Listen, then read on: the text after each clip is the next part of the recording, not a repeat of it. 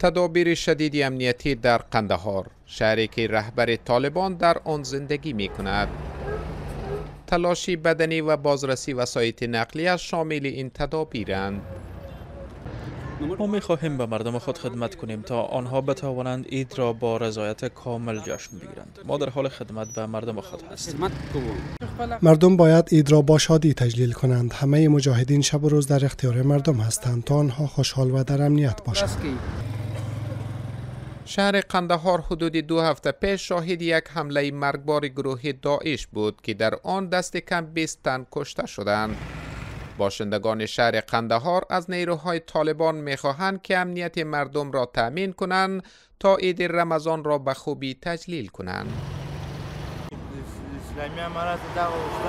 من از طالبان می‌خواهم که امنیت مردم را تأمین کنند، به شهروندان خدمت کنند، از آنها محافظت کنند و به آنها احترام بگذارند تا مردم عید خوب داشته باشند.